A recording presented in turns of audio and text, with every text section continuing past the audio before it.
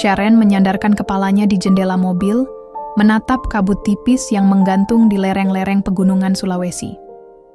Jalanan berliku yang mereka lewati seperti tak ada ujungnya, mengular di antara tebing dan jurang, menyusuri pegunungan yang terasa makin asing.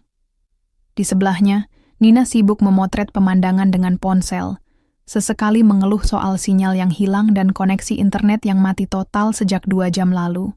"Sharon, tempat begini bikin merinding," gumam Nina, melirik deretan rumah kayu tua dengan atap melengkung tinggi di kejauhan. "Kita beneran mau tinggal di rumah tua itu?" Sharon tersenyum kecil. "Itu rumah tongki balai warisan keluarga.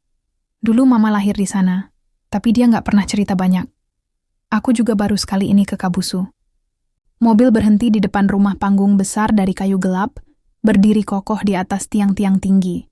Atapnya menjulang seperti tanduk dengan ukiran aneh di sisi-sisinya. Di halaman, beberapa orang tua menunggu mereka dengan senyum hangat dan mata penuh rasa ingin tahu. "Selamat datang, anaki. Kau mirip sekali dengan Sarita," kata seorang lelaki paruh baya yang memperkenalkan dirinya sebagai Om Dula, sepupu almarhum Ibu Sharon. Sharon hanya tersenyum sopan. Nama Sarita, nama ibunya, entah kenapa terasa asing diucapkan di tempat ini, seperti membuka kembali sesuatu yang sudah lama disimpan rapat. Mereka masuk ke dalam rumah tongki bale. Udara di dalamnya lembab, beraroma kayu tua dan dupa. Dinding-dinding penuh bingkai foto hitam putih, kebanyakan dari orang-orang yang wajahnya tak mereka kenali. Ada satu lukisan besar tergantung di ruang utama. Lukisan seorang perempuan muda dengan mata tajam dan senyum samar. Sharon merasa ada yang aneh, seolah lukisan itu mengikutinya dengan pandangan diam-diam. Malam tiba lebih cepat di pegunungan. Kabusu diselimuti kabut yang turun pelan-pelan, mengaburkan segala bentuk di luar jendela. Lampu minyak dinyalakan, memberi cahaya kuning remang yang membuat bayangan di dinding tampak menari. Sharon dan Nina ditempatkan di kamar paling ujung, yang konon dulu dipakai oleh nenek Sharon. Kamarnya sempit, hanya ada ranjang kayu dan lemari tua dengan cermin buram. Saat Sharon membuka jendela, ia melihat pohon beringin besar berdiri tepat di belakang rumah. Dedaunannya bergerak pelan seolah berbisik dengan kabut. "Gila, suasananya kayak film horor," bisik Nina sambil menyelimutkan dirinya. "Tapi tenang, aku di sini buat jagain kamu." Sharon tersenyum, tapi tak mengatakan apa-apa. Saat memejamkan mata, ia mendengar suara halus, seperti lonceng kecil berbunyi dari loteng, padahal tak ada angin. Di tengah malam, Sharon terbangun karena mimpi aneh. Ia berdiri di tengah kabut, dipanggil oleh suara lembut seorang perempuan dari balik pohon beringin. Suara itu menyebut namanya, pelan, jelas, dan menggetarkan. "Sharon." Ia terbangun dengan napas terengah. Keringat dingin membasahi keningnya. Di luar, kabut masih menggantung tebal, dan jauh dari arah loteng, lonceng itu kembali berdenting sendiri. Pagi itu, Kabusu diselimuti kabut yang masih malas beranjak. Udara dingin menyusup ke sela-sela dinding kayu rumah tongki bale, membuat Nina menggigil meski sudah memakai jaket tebal.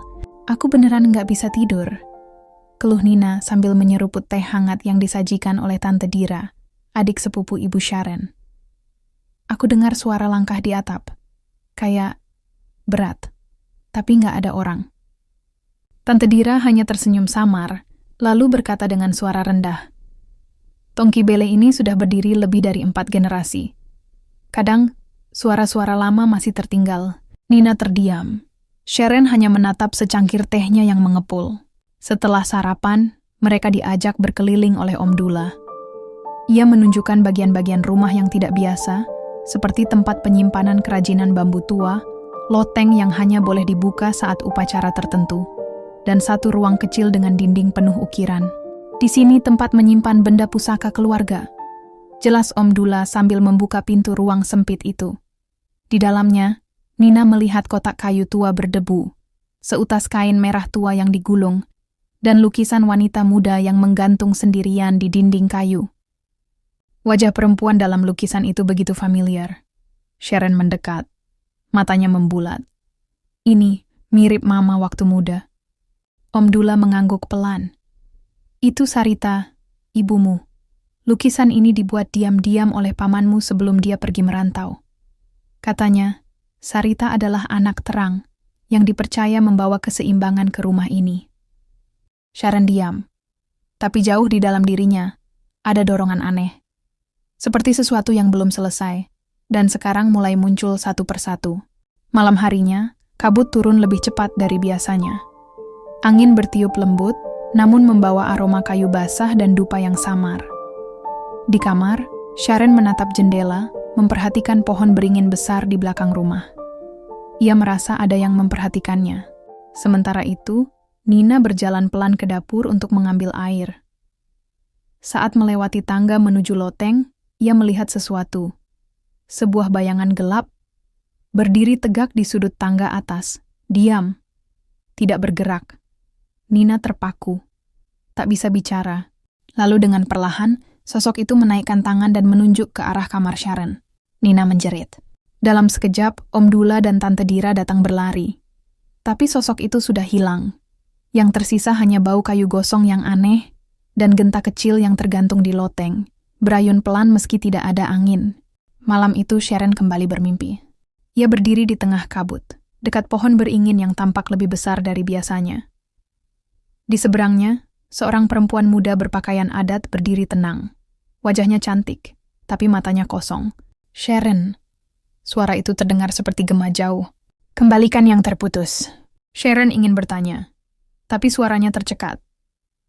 Di tangan perempuan itu, ada sehelai kain merah yang terbakar perlahan oleh api yang tidak terlihat. Ketika Sharon terbangun, ia masih bisa mencium bau asap di udara. Dan kain merah itu kini tergeletak di atas meja di kamarnya. Hari itu langit kabusu kelabu. Matahari seolah enggan menyinari perbukitan yang dibalut kabut tebal sejak subuh. Udara dingin menyelusup di sela-sela pakaian meski hari sudah siang. Sharon berjalan pelan mengikuti langkah Om Dula dan Nina menuju sebuah tempat yang katanya sangat tua dan tidak sembarang orang bisa ke sana. Tempat ini namanya Tolura, kata Om Dula sambil menyingkap semak yang tumbuh liar.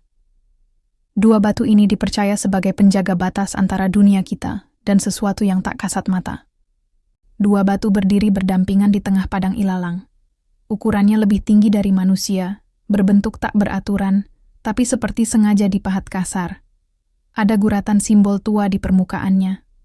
Meski sudah termakan lumut dan cuaca, Sharon merasa batu-batu itu seperti menatapnya. Ia melangkah pelan ke arah batu. Angin mendadak berhenti. Dunia seolah membeku sesaat.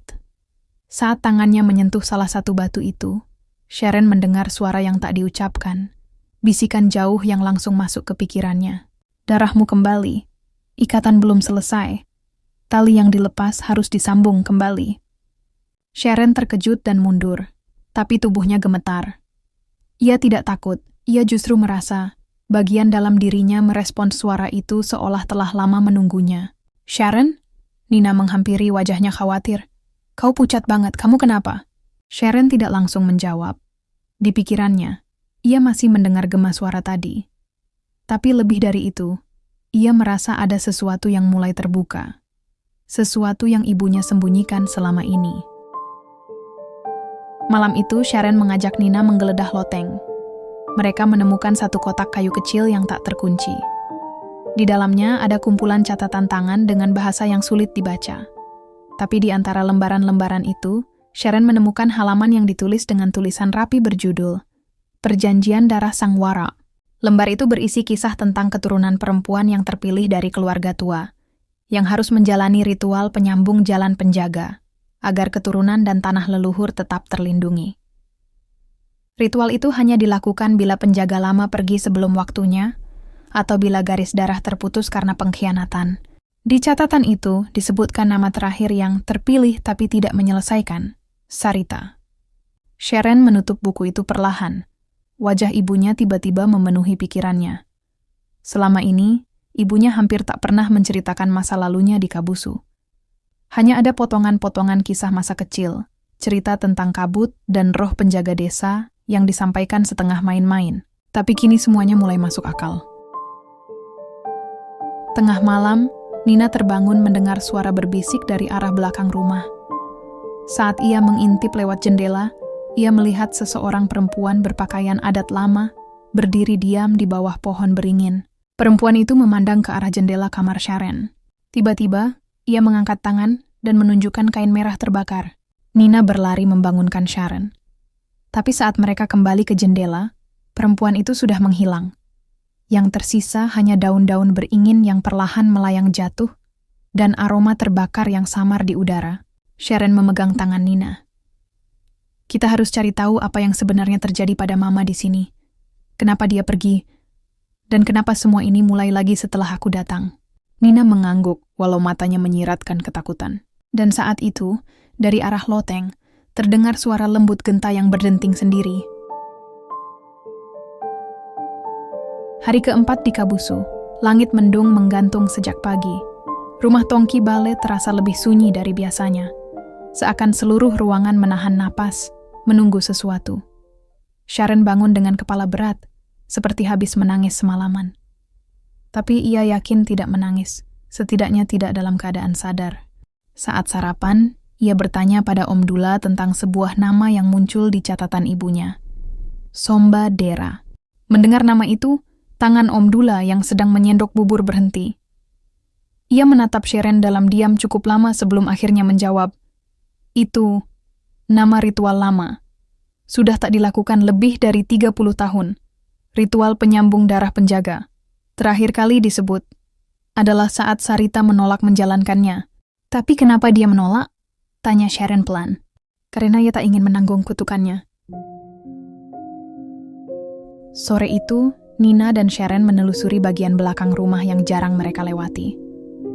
Di sana, mereka menemukan sebuah pintu tua dengan gembok karat yang tampaknya sudah bertahun-tahun tak dibuka.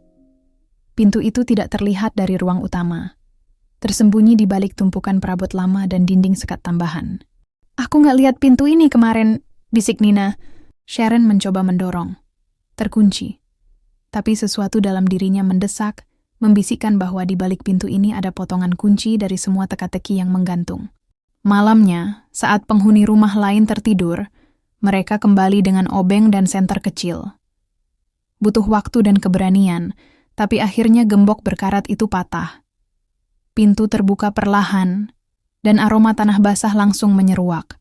Di dalam, ruangannya kecil dan gelap, seperti ruang bawah tanah. Tapi di tengah ruangan, ada altar batu bundar dengan simbol-simbol yang sama dengan yang ada di batu kembar Tolura. Di atas altar, tergantung sehelai kain merah dan sebuah kalung dari batu hitam berbentuk tetesan air. Begitu Sharon menyentuh kalung itu, seisi ruangan berubah. Cahaya lampu senter bergoyang. Dinding-dinding terasa bergerak.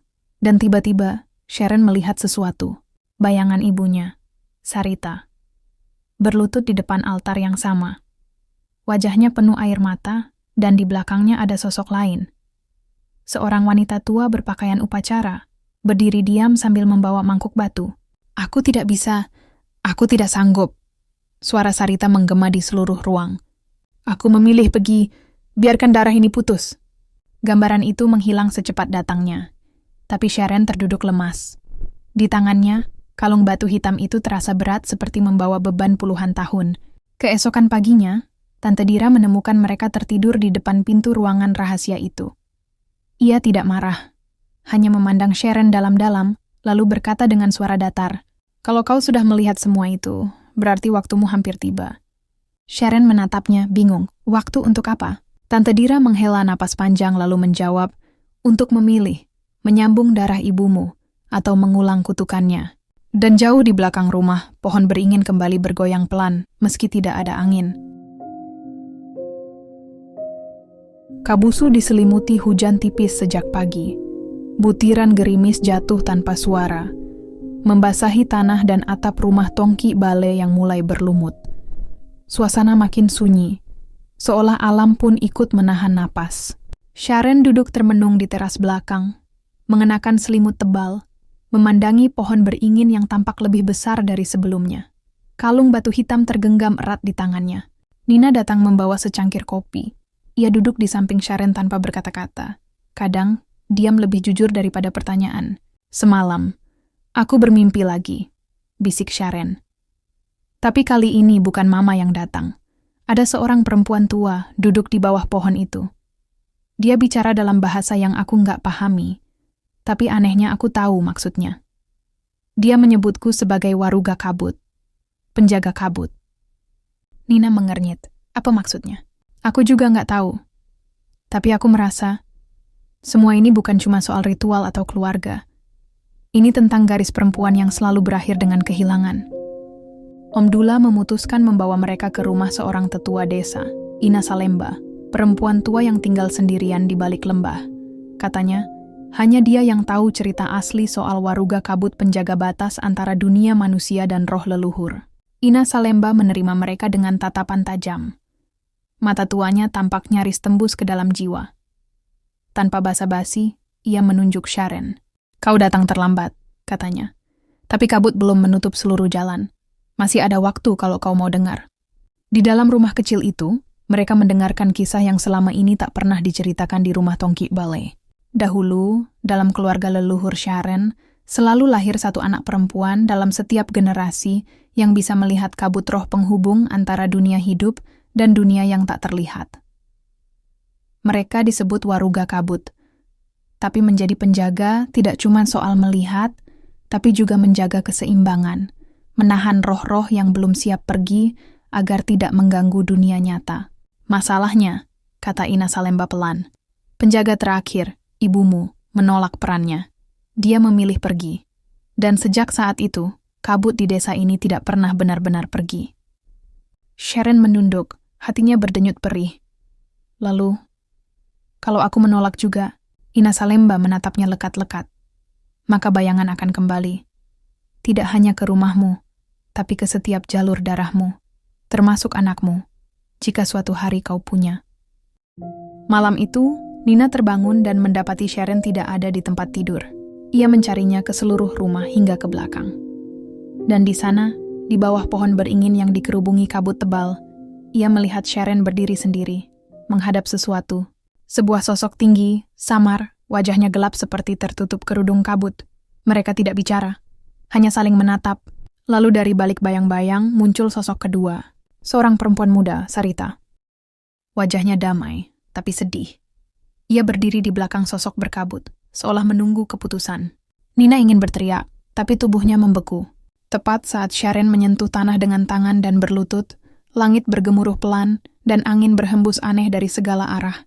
Dari kejauhan terdengar denting genta, tapi kali ini bukan dari loteng, dari dalam tanah. Malam itu, setelah pertemuannya dengan sosok kabut dan bayangan ibunya, Sharon tak banyak bicara. Wajahnya pucat, tatapannya kosong, seolah sebagian jiwanya tertinggal di bawah pohon beringin. Nina terus menemaninya, duduk di sampingnya sepanjang malam. Tapi kata-kata terasa percuma. Keesokan harinya, rumah Tongki Balai lebih sepi dari biasanya. Bahkan angin pun tak bersuara. Seolah seluruh alam di Kabusu tahu, hari ini adalah penentu. Tante Dira mendatangi mereka dengan wajah tegas. Kau dipanggil. Bukan oleh manusia, tapi oleh warisan yang tidak bisa ditolak. Malam ini, kita akan adakan pemanggilan ulang, ritual terakhir yang dulu dibatalkan ibumu. Om Dula menambahkan, kami sudah undang para penatua, tapi hanya kau yang bisa membuka jalannya, hanya darahmu yang bisa menyambung kembali. Senja menjelang, dan langit berubah jingga darah. Kabut perlahan turun seperti selendang gaib yang membalut rumah dan halaman. Di halaman belakang, para penatua berdiri melingkar, mengenakan pakaian ritual dari tenunan hitam dan merah tua. Di tengah lingkaran, altar batu tua dari ruangan rahasia kini dipindahkan ke halaman. Di atasnya, kalung batu hitam dan selembar kain merah yang perlahan memudar warnanya. Sharon berdiri di depan altar, wajahnya tenang tapi hatinya berperang. Tolong jelaskan padaku, katanya kepada Tante Dira, apa yang akan terjadi? Tante Dira menatapnya, lalu berkata lirih, ritual ini bukan untuk membangkitkan apapun, tapi untuk menutup pintu. Roh-roh yang lama tertahan perlu diantar pulang, dan hanya penjaga yang bisa membuka gerbang dan menutupnya kembali. Tapi penjaga yang masuk mungkin tak bisa kembali seperti semula. Sharon menatap langit. Ia tahu ini bukan tentang dirinya lagi. Ini tentang ibunya, tentang warisan, tentang rasa takut yang telah diwariskan diam-diam. Ia mengambil kalung batu hitam, lalu mengalungkannya sendiri. Kabut di sekitarnya tiba-tiba menggulung lebih tebal. Dunia tampak memudar hingga yang terlihat hanya ia dan wanita dalam kabut. Sosok tinggi itu berdiri kembali di hadapannya. Kali ini wajahnya terlihat. Wajah itu adalah dirinya sendiri. Sang penjaga adalah bayangan dari dirinya, bagian dirinya yang ditinggalkan, ditolak, dihindari. Ia harus menyatu dengannya, menerima apa yang telah lama dihindari garis darahnya. Perlahan Sharon melangkah ke depan dan menyentuh sosok kabut itu. Angin mendesir kencang. Kabut menyibak dan dalam satu kedipan, Sharon ambruk tak sadarkan diri. Ia terbangun beberapa jam kemudian, dengan kepala terasa ringan. Lingkaran ritual sudah bubar. Para penatua telah pergi, dan kabut menghilang. Tante Dira tersenyum dengan mata berkaca. Kau kembali, tapi tidak sama, jawab Sharon pelan. Ia tahu, sebagian dari dirinya tetap tinggal di tempat yang tidak bisa dijelaskan. Tapi ia juga tahu, ia telah menutup pintu itu. Untuk ibunya. Untuk generasi selanjutnya. Untuk tanah Kabusu yang akhirnya bisa tenang. Malam itu, sebelum tidur, Sharon melihat Nina menata koper. Kau yakin masih mau ikut aku tinggal di kota nanti? Tanya Sharon bercanda. Nina mengangkat alis. Setelah apa yang kita lalui, kamu pikir aku akan meninggalkanmu sekarang? Sharon tersenyum. Dan saat mereka mematikan lampu, daun-daun pohon beringin berbisik pelan di luar jendela.